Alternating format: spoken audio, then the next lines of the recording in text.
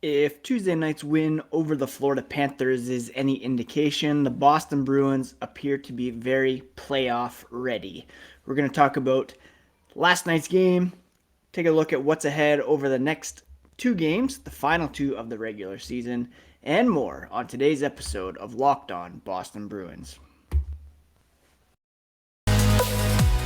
You're Locked On Bruins, your daily podcast on the Boston Bruins. Part of the Locked On Podcast Network, your team every day.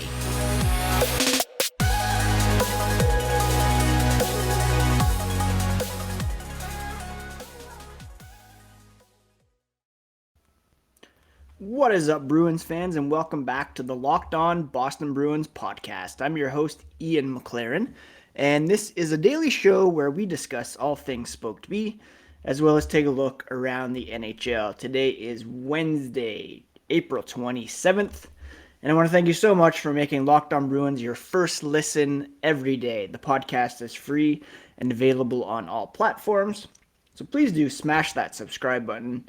Each new episode will be automatically added to your feeds for you to download, listen, and enjoy. The podcast is also available on YouTube for you to watch, get a glimpse into my home office, living room, and you can subscribe over there as well, the Locked On Boston Bruins YouTube channel. What else by way of introduction? I'm a bit thrown off today because it's, like I said, April 27th. We woke up to snow on the ground here in southern Ontario, and it's pretty chilly out there, which is a bit of a bummer. I mentioned on Twitter that podcast is a bit delayed because my wife Lauren had a big exam today that she nailed, of course, and had to keep it low, the volume low, so as not to distract her. So let's begin by talking about last night's victory over the Florida Panthers, a team that with a win would have secured the President's Trophy as the best team in the NHL, or the first place team at the very least. The Bruins went out, limited the Panthers to only 21 shots on goal, recorded 38 of their own, and came out with a 4-2 victory. The fourth goal was an important one, not only because it secured the victory, or cemented it at any rate, it also was Brad Marchand's first in quite some time, and it was nice to get him a bit more confident, per se. It was his 32nd goal of the season, but his first since April 2nd, and that is a span of 12 games. Marchand also added an assist on DeBrusk's game-winning goal. He now has 78 points in 69 games. So good on him for creating some opportunities, throwing the puck on net. DeBrusk gobbled up the rebound, fired it past Sergei Bobrovsky, and then a huge weight off his shoulders as that puck finally went in for him. Now, it was the second line that kind of carried the team early on. Erik Haula and Taylor Hall chipping in offensively. And, Taylor Hall said, it's nice to score those goals. He wasn't the most confident shooter for a while there, but in the last couple of games, he scored what he calls some goal scorer goals. Good to get that feeling. The best goal scorers in the league, they obviously score a lot, and if he can get that feeling heading into the playoffs, that's obviously a good thing. And I really do get the sense that he is going to be an impact player for the Bruins this offseason, however far they are able to go. He's playing at a very high level. He is certainly benefiting from playing with, David Pastrnak and Erik Haula. That trio combined for The Bruins' first goal of the season. 3:42 remaining in the first period when, Holla put it home after a nice dish from David Pastrnak. Holla now has 18 goals after a pretty slow start to the season and really cementing his case as the Bruins, or the Nesson, 7th player of the year.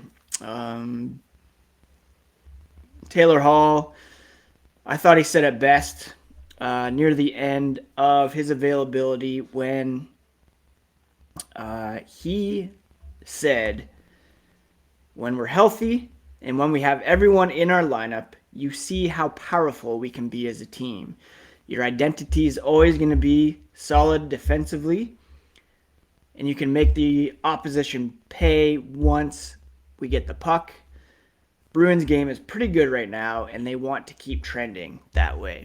It's hard to disagree with that. The Bruins, if you're using a game against a first-place team as a measuring stick, as Bruce Cassidy said the Bruins did last night, then you have to feel pretty good about yourselves after beating the Florida Panthers, keeping them from clinching the President's Trophy, and wanting to go into the playoffs on a high note.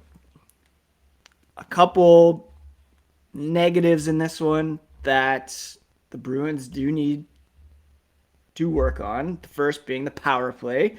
0 for 3 on the man advantage. 0 for 36 over the past 12 games, which is insane. It's almost to the point where they're overthinking it, perhaps. They haven't shown a propensity to underthink it all season long. Always making those extra passes, it seems. Always just not getting the puck on net, taking those easy shots. Taylor Hall says the Bruins' top unit especially is too good. Too many good players on that unit to not figure it out. So that's something that has to be rectified. The other is the propensity to give up last-minute, last-second goals. It happened again last night. End of the first period, Sam Reinhart scoring his 32nd goal at 19:59. I don't know if it's I don't think it's a matter of not playing till the buzzer. I think it's really just unfortunate circumstances. It's really kind of just a bad luck thing. I really don't think it has to do with Boston not playing until the end of the period. It's just a weird thing that they really need to get under control. But for the most part, it was a fantastic effort all around for the Bruins, and they definitely should feel good about themselves after that performance. Big Bear of the night, I'm giving it to Patrice Bergeron. He had 2 assists. He assisted on the final 2 goals of the game. The secondary assist on DeBrusk's game winner. The primary assist on Marchand's empty netter. He also recorded a team-high 8 shots on goal. So very involved. And, as the top line goes, so go the Bruins. Maybe not necessarily. The second line, arguably as important as the first line, but certainly the top 6 carried the load for the Bruins here in this one. I'm going to talk about what's coming up next for the Bruins and kind of some first round scenarios here in a moment. But first, a quick word about HelloFresh, America's #1 meal kit. With HelloFresh, you get farm fresh, pre-portioned ingredients and seasonal recipes delivered right to your doorstep. Skip trips to the grocery store and count on HelloFresh to make home cooking easy, fun, and affordable. That's why it's America's #1 meal kit. Again, they have farm fresh, seasonal produce, easy to make recipes delivered right to your door. And you can pick your favorites from 50 different weekly options. Go to HelloFresh.com/LockedOn16 and use code LockedOn16 for up to 16 free meals and 3 free gifts. Again, that's HelloFresh.com/LockedOn16 and use code LockedOn16 for up to 16 free meals and 3 free gifts. HelloFresh, America's #1 meal kit. Thank you so much again for making Locked On Bruins your first listen every day. Free and available on all audio platforms as well as on YouTube. So please subscribe to both the audio and video portions of the podcast. Even if you don't listen or watch, it would be very much appreciated if you subscribe to both. So the Bruins appear very much locked into the first wild card spot in the Eastern Conference based on last night's results. The Tampa Bay Lightning won to remain 3 points ahead of the Bruins with 2 games remaining. And the Capitals, they are 5 points back, also with 2 games remaining. So, quick math, it's impossible for the Capitals to catch the Bruins at this point. The only possibility is catching the Lightning for third in the Atlantic. Again, the Bruins are 3 points back. Each team has 2 games remaining on the schedule. So how can the Bruins overtake the Lightning? Couple ways. They would have to go 2-0-0 to get to 109 points. The Lightning would have to go 0-2-0 to remain at 108 points. The Bruins would have to go again 2-0-0 to get to 109 points. If the Lightning were to get a single point by going 0-1-1, the Bruins would hold the regulation win tiebreaker over the Lightning 39-38. If the Bruins were to go 1-0-1 to get 108 points, and the Lightning went 0-2-0 to remain at 108 points, the Bruins again would hold the tiebreaker. So the Bruins must earn at least 3 points, and the Lightning can't earn more than 1 point in order for Boston to overtake Tampa for third in the Atlantic. The Bruins play Thursday night at home against the Buffalo Sabres. Then they travel to Toronto to finish up the regular season at the Maple Leafs. The Lightning, they have 2 road games remaining, one in Columbus and one against the New York Islanders. The chances of, the Lightning getting only 1 point, pretty low. You'd think they'd win at least one of these 2 games or get a couple points out of them.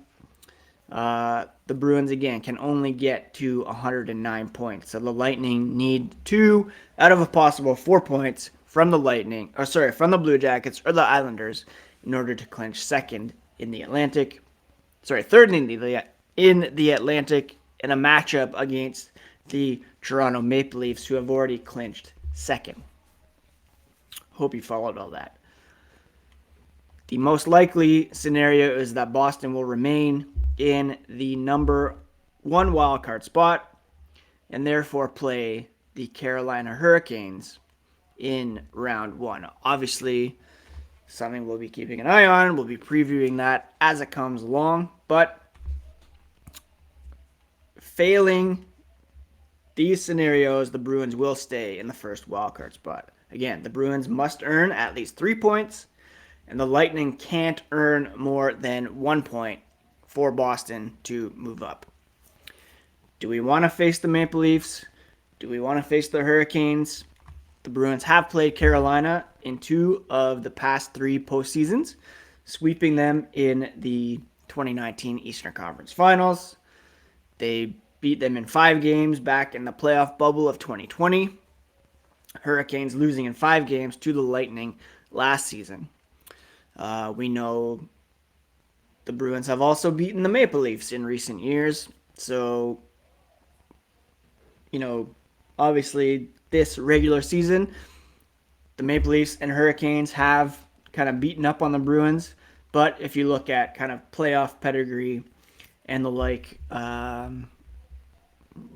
there's reason to feel good about Boston, regardless of who they're playing, whether it's Toronto or Carolina. It should be noted as well that Carolina, they clinched the Metro last night, but their top two goalies were out of the lineup. A rookie, I can't recall his name off the top of my head, but he was in net and could start perhaps game 1 or 2 of the postseason, which begins on Monday. Now, the Bruins likely to rest some guys for the game Friday against the Maple Leafs.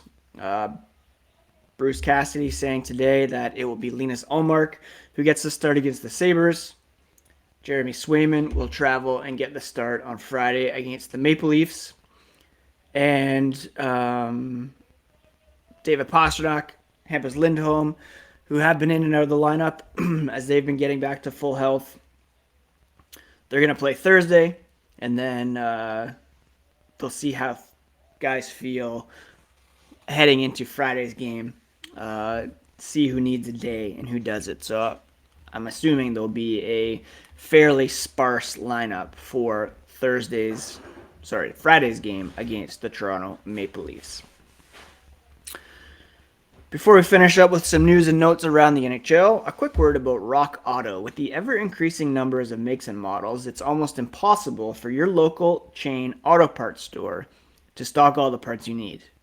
Why endure often pointless or seemingly intimidating questioning and wait while the person behind the counter orders the parts on their computer, choosing the only brand their warehouse happens to carry? You have a computer, you have access to rockauto.com, you can look them up and save big time. They're a family-owned business. They've been serving do-it-yourselfers for over 20 years.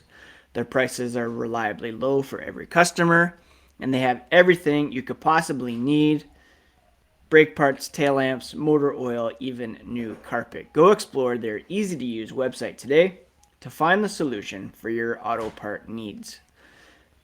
Go to rockauto.com right now, see all the parts available for your car or truck, and write Locked On in their How Did You Hear About Us box. So they know.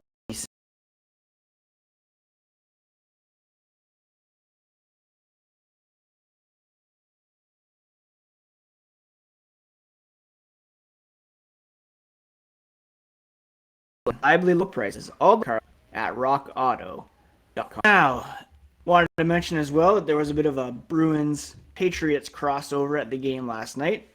Watching from a suite with retired Bruins goalie Tuukka Rask were center David Andrews, running back Ramondre Stevenson, kicker Quinn Nordin, wide receiver Kendrick Bourne, and newly acquired linebacker Mac Wilson attended the game as well, showing up in a number 1 Jeremy Swayman jersey, and that was appreciated by Swayman, who tweeted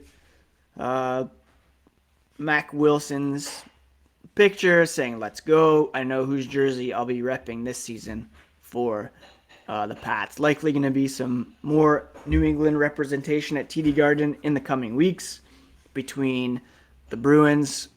At least 3 more home games, including the game against Buffalo. The Celtics obviously moving on to the second round as well. So it's pretty cool to see. And Tuukka Rask being put to good use as the new team ambassador.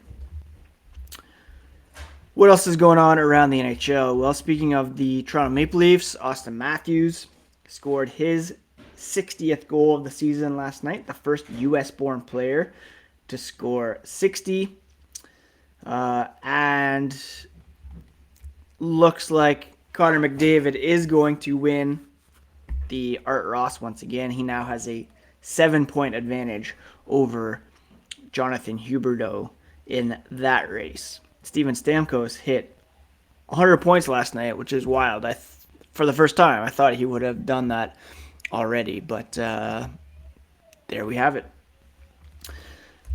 The Bruins had their final practice of the regular season this morning. Obviously, tomorrow they'll have a morning skate, and then they'll travel to Toronto after that game for Friday's regular season closer against the Maple Leafs.